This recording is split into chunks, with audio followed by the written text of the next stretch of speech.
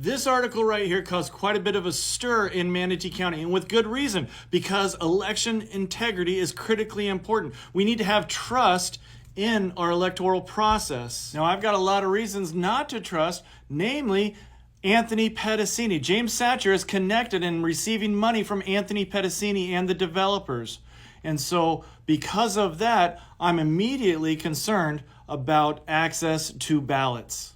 Now, James Satcher has broken into rooms and already broken rules and protocols that are put in place to ensure the integrity of the election. Now, the tabulation and the ballot storage room are critically important. Nobody is allowed in there alone.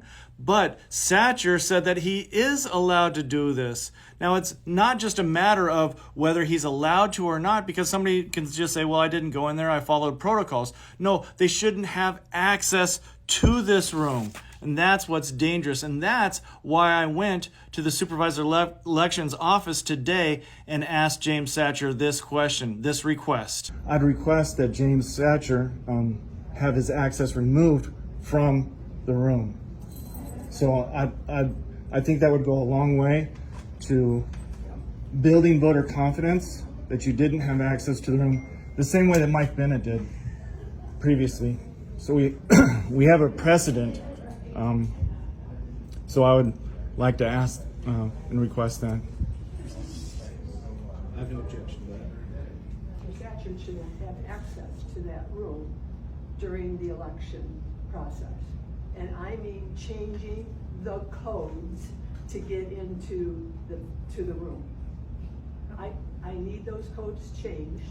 That's beyond the purview of the canvassing board. I think Mr. Satcher Well, has said that he's not going issue, and No. I think your lawyer would be able to. Well, if I understand, he agreed to that. He already agreed. Know the code. And so that's The codes are going to be changed. the codes are going to be changed. That's a yes or no question. Not within the purview of the canvassing board, but from a security standpoint, we'll do everything that we can at Mr. Satcher's.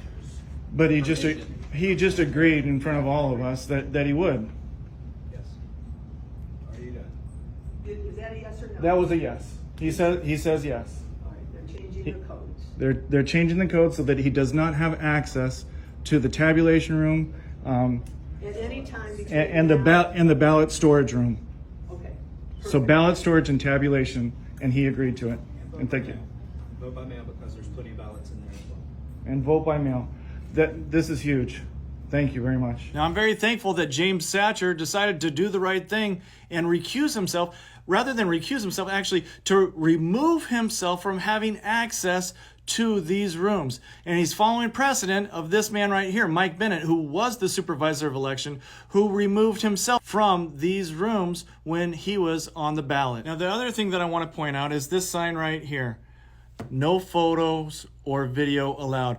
That was not there previously, and this is a problem because if they're taking record of the things that are happening in a public meeting and they're not allowing the public to keep the same record, who's going to verify and whose narrative is going to prevail if there's a disagreement? That's why I made sure to defy this authority. And remember, defiance to tyranny is obedience to God. I know that sounds a little bit dramatic, but we need to defy orders like this that are reducing our freedoms. It's death by 1,000 cuts. So I had to challenge this one as well. First comment is this right here, the no photos or video allowed in a public meeting. And ask that you guys remove this because this is a public meeting and we are allowed to videotape it.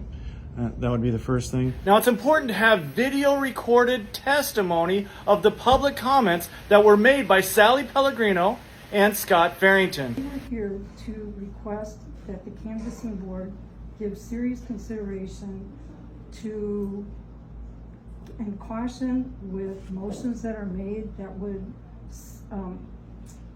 lock in the new clear ballot, clear audit system as the permanent tool for auditing going forward. Because this equipment was just purchased last month.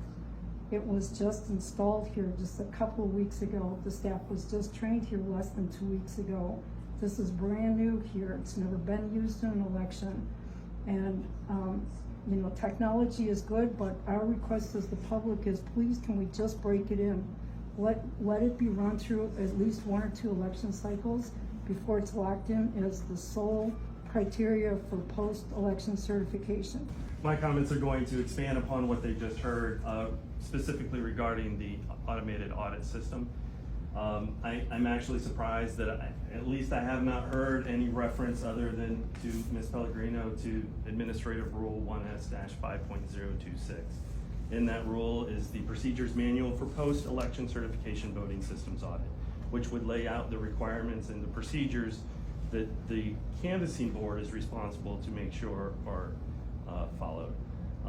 One of those is notice for the logic and accuracy of the automated system, not just notice for the logic and accuracy. They are distinctly classified in the rule. I also believe the rule gives the canvassing board the responsibility and authority in order to make the decision whether or not to use this. I have not heard a motion on whether or not you would be using this audit system. I couldn't hear all your motions, but I did not hear that motion made. Additionally, the rule requires it requires that the canvassing board conduct a test prior to of the automated system prior to the logic and accuracy of that system. I'm unaware that the canvassing board has done so. If they did, it was not today, and I'm not aware of any other canvassing board meetings. And lastly, I am concerned about the security procedures and whether or not they've been updated to accommodate this, specifically with early voting ballots. My understanding, I haven't heard this discussed yet, but my understanding is that early voting ballots will be processed on an ongoing basis before the end of the election. At least that's how other counties have been doing so. And I believe the security procedures must be changed to accommodate the security of those ballots as they are coming back and the seals are broken and they are processed through the system. And the last question I have, and I could not see the LNA that was being conducted, it appeared it was only testing vote by the functionality of it for vote by mail and not its ability to segregate, consolidate, and report separately for early voting, vote by mail, and election day, which I personally believe would be a function that should be tested during a logic and accuracy test. So just to conclude, I think that the board, before they agree to use the system, needs to make sure that everything has been complied with and followed according to the administrative rule. Thank you. We, the people, have an obligation to hold elected officials, and in this case, elected officials, accountable. We need to ask questions. We need to take advantage of the law that we have and the Constitution that we have to ensure that the government is of the people, by the people, and for the people. And you can count on more of this. Remember, Eddie Speir for Congress. And if you're going to take down a rhino, you're going to need a spear.